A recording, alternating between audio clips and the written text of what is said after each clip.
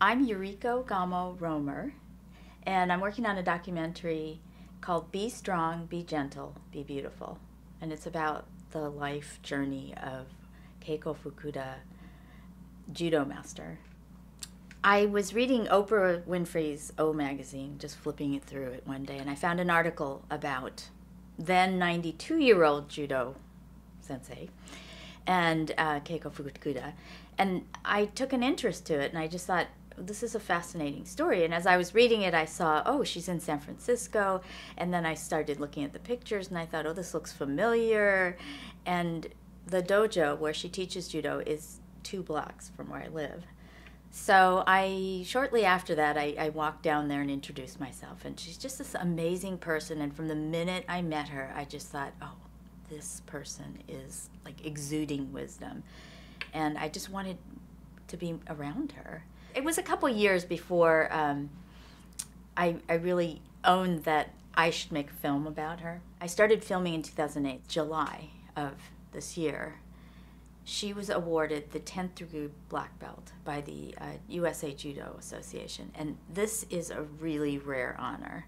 And absolutely, she was the first woman to ever reach this level. And so it's been a big deal. And I actually, I knew it was a big deal, but I had no idea how much of a big deal it was until the media started calling. And it hasn't stopped yet, and it's, 3 or 4 weeks later now. As a documentary filmmaker, many of us end up entwined in our subjects' lives. It's just part of the process.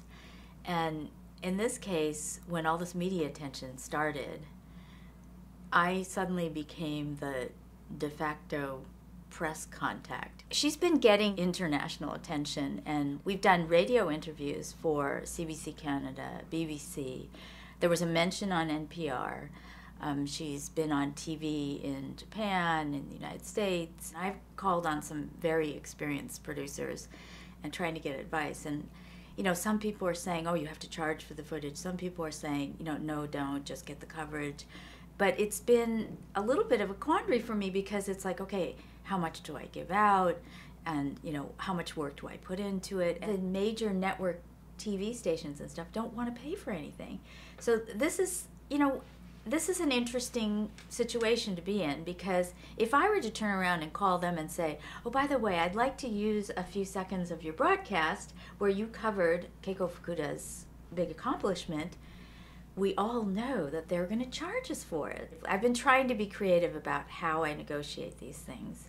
A lot of them have offered some sort of promotional mentions, a linking of my website on their website, and all of this is good. And I've gotten probably 2 dozen random donations on my website, so this is good. During some of these interviews, I also was a kind of cultural consultant, especially the English, Canadian, American.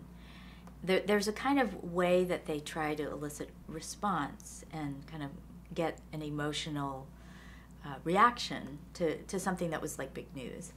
And this is not something that is a very Japanese way of being, and she's very Japanese. Even though she's lived here half of her life, she's very Japanese in her demeanor. There's been times when they've asked questions where I think that she probably was culturally unavailable to answer a particular question.